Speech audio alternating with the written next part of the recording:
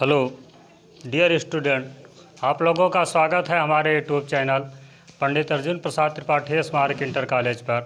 हम सब अध्ययन कर रहे थे क्लास 10th के आनुवांशिकी एवं जैव विकास चैप्टर का। हम लोगों ने अध्ययन कर लिया था लैमार्क वाद तक। जैसा कि आपको बताया गया है कि जैव विकास से संबंधित आपके 3 सिद्धांत दिए गए हैं, जिनमें परीक्षा के दृष्टि से आपके 2 सिद्धांत बहुत महत्वपूर्ण हैं। नंबर 1 था लैमार्कवाद। लैमार्क ने जो सिद्धांत दिया था वह था उपार्जित लक्षणों की वंशागति का सिद्धांत। दूसरा सिद्धांत जो है डार्विनवाद। डार्विनवाद सिद्धांत दिया है डार्विन ने। एक वैज्ञानिक थे जिसका नाम है चार्ल्स डार्विन। चार्ल्स डार्विन ने ही चार्ल्स डार्विन के जो सिद्धांत है उसको हम डार्विनवाद या इनके सिद्धांत का जो नाम है उसको हम कहते हैं प्राकृतिक वर्ण का सिद्धांत।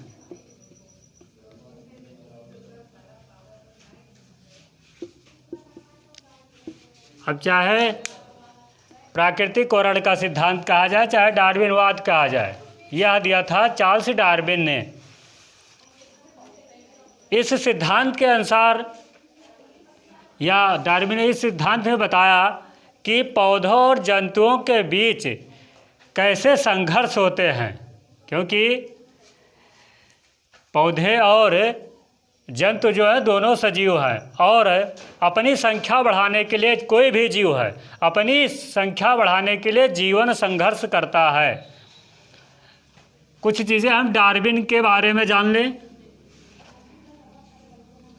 प्राकृतिक वर्ण सिद्धांत देने से पहले डार्विन ने बहुत से द्वीपों की यात्रा की थी। तो सबसे पहले पूछा जाता है कि चार्ल्स डार्विन ने किस जहाज से यात्रा की थी। उस जहाज का नाम भी परीक्षा में पूछा जाता है कि चार्ल्स डार्विन ने अगर द्वीपों की यात्रा की तो किस जहाज से यात्रा की। तो उस जहाज का नाम था बीगल।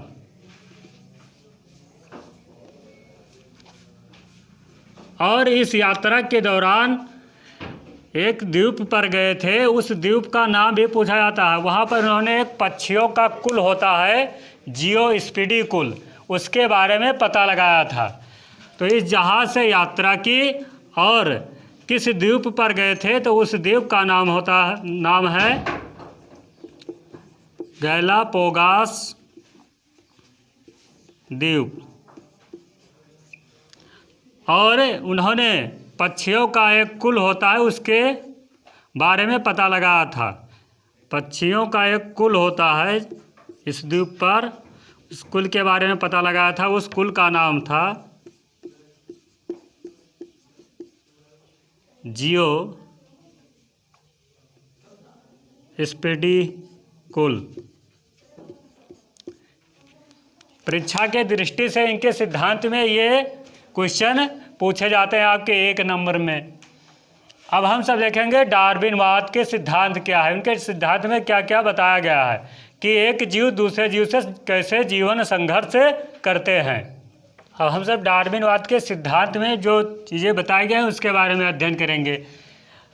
तो डार्विन ने बताया कि पृथ्वी पर पाए जाने वाले जितने भी जीव हैं उनमें संतान उत्पन्न करने की प्रचुर मात्रा होती है या क्षमता होती है। जितने भी जीव हैं उनमें संतान उत्पन्न करने की प्रचुर मात्रा होती है। जैसे बात की जाए कि एक जीव है मादा स्कैरिस,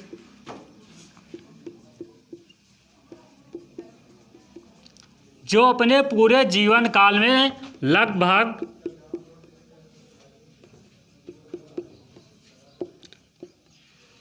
2.5 करोड़ अंडे देती है।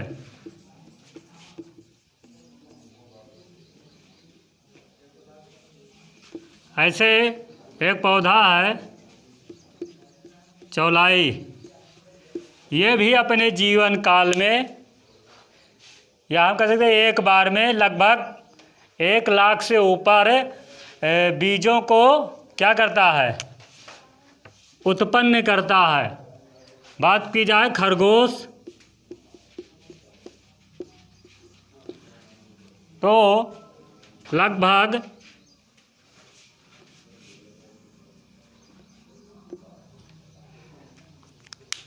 अब खरगोश अपने जीवन काल या हम सब कह सकते हैं एक कोर्स में लगभग एक बार में 4 या 5 बच्चों को जन्म देता है। यहाँ पर डार्विनवाद का कहने का मतलब है प्रत्येक जीव में संतान उत्पन्न करने की प्रचुर मात्रा होती है। अगर इसके इतने अंडे बच जाएं तो इस पृथ्वी पर सबसे ज़्यादा संख्या किसकी हो जाएगी? स्कैरिस की हो जाएगी। अगर इतने अंडों में ये बच जाएं, खरगोश है मान लीजिए, इतने में से खरगोश बच जाएं तो पृथ्वी पर इनकी संख्या क्या हो जाएगी? धीरे धीरे हो जाएगी। ऐसे चौलाई है। या मनुष्य की बात करें तो प्रत्येक जीव अपनी संख्या बढ़ाने के लिए संतान उत्पन्न करता है, और अगर इनकी संख्या अगर बढ़ जाए तो पृथ्वी पर रहने के लिए या अन्य जो भी जीव हैं उनके निवास के लिए बहुत कठिनाई होगी। इसीलिए प्रत्येक जीव एक दूसरे के क्या होते हैं, जीवन संघर्ष के लिए लड़ते हैं। इनमें वैसे मान लीजिए 4-5 खरगोश के बच्चे हैं तो कुछ क्या होता है, प्राकृतिक कारण के कारण ये भी मर भी जाते हैं। कुछ इनसे जो बड़े जीव होते हैं इनका भक्षण कर लेते हैं। ऐसे इतने अंडे मादा स्कैरिस देती है तो कुछ मछलियाँ जैसे और चीज़ होती हैं इनको खा जाती हैं इनके अंडों को, जिससे इनकी संख्या क्या होती है, ज़्यादा अधिक नहीं होने पाती है।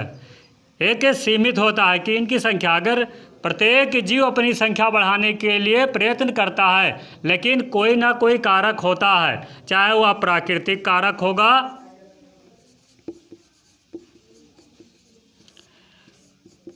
या जैसे मान लीजिए कि कोई शाकाहारी जीव है और शाकाहारी जीव अपनी संख्या बढ़ाने की कोशिश करता है, लेकिन प्राकृतिक की देन है उसमें है कि शाकाहारी जीव का भक्षण करने के लिए बैठा है कौन, मांसाहारी जीव, और इनकी अपनी संख्या बढ़ाने नहीं देता है। तो प्रत्येक जीव अपनी संतान को बढ़ाने की, संतान उत्पन्न करने की क्षमता होती है, अपनी संख्या प्रत्येक जीव बढ़ाना चाहते हैं, लेकिन कोई ना कोई कारक होता है उनकी संख्या बढ़ाने नहीं देता है। अगर किसी जीव की अधिक संख्या बढ़ गई तो पृथ्वी पर अन्य जीव निवास नहीं कर सकते हैं। यह डार्विनवाद कहते हैं। और इनका अगला जो है सिद्धांत के बारे में बताया इन्होंने, ये तो पहली बात थी कि प्रत्येक जीव संतान उत्पन्न करने की क्षमता होती है। दूसरा बात है जो डार्विन ने बताया कि प्रत्येक जीव जल, भोजन और स्थान के लिए संघर्ष करते हैं। प्रत्येक जीव जल, भोजन और स्थान के लिए संघर्ष करते हैं। वास्तविक है कि कोई भी जीव अपनी संख्या अगर बढ़ाएगा तो उसको आवश्यकता होगी जल, भोजन और स्थान की। ये अपनी संख्या बढ़ाने के लिए एक दूसरे से जीवन संघर्ष करते हैं। जैसे कि बात की जाए कि जितने भी जीव हैं वो सब निर्भर हैं किस पर, प्रकाश पर। क्योंकि प्रकाश जब मिलेगा तो जो पौधे हैं ये सूर्य के प्रकाश में ही अपना भोजन बनाएंगे। और पौधों पर कौन निर्भर है, शाकाहारी जीव निर्भर हैं। और शाकाहारी जीवों पर कौन निर्भर है, मांसाहारी जीव।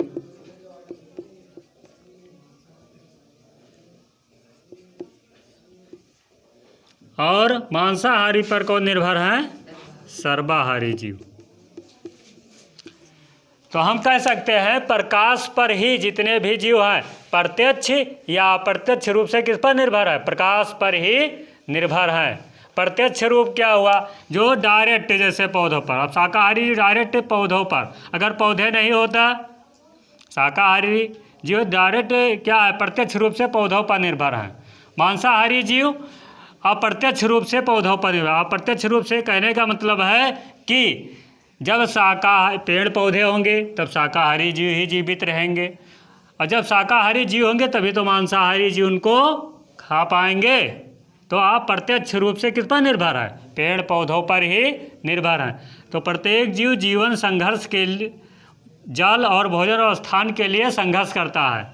अब ये संघर्ष 3 प्रकार से करता है, उन तीनों प्रकारों के बारे में हम सब देखेंगे। अब जीवन संघर्ष, जो भी जितने भी जीव है पृथ्वी पर निवास करते हैं, जीवन संघर्ष 3 प्रकार से करते हैं।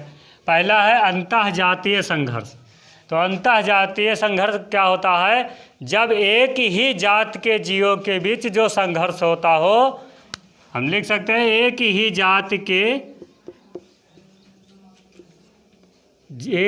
के जीवों के बीच जो संघर्ष होता है, उन संघर्ष को हम कह सकते हैं अंतर्जातीय। जो संघर्ष होता है, बात की जाए जैसे मनुष्य एक ही जाति है, तो मनुष्य जात अपने एक ही जात के जीव के बीच संघर्ष होता है। रहने, खान पान, भूमि के लिए अपने बीच में एक दूसरे से क्या करते हैं? संघर्ष करते रहते हैं। जब एक ही जात के जीवों के बीच संघर्ष होता है तो ऐसे संघर्ष को हम अंतर्जातीय संघर्ष कहते हैं। अंतर्जातीय संघर्ष जब विभिन्न प्रकार के जीवों के मध्य जो जीवन संघर्ष होता है, उस संघर्ष को हम कहते हैं अंतर्जातीय संघर्ष। जब कई जीवों के बीच, मान लीजिए पशुओं, मनुष्य और कई जीवों के बीच रहन सहन या कई प्रकार की चीज़ों के लिए जो संघर्ष होता है, उन संघर्षों को हम सब कहते हैं अंतर्जातीय संघर्ष। और वातावरणीय संघर्ष, जब किसी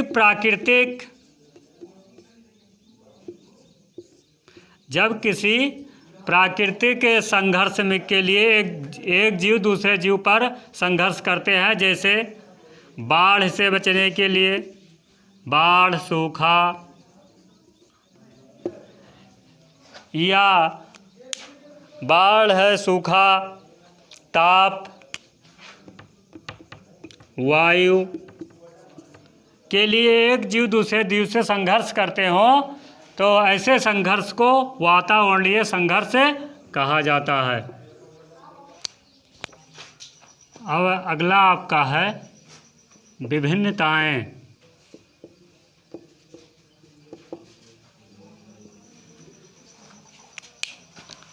तो प्रत्येक जातियों के बीच विभिन्नताएं पाई जाती हैं। प्रत्येक जाति के जीवों के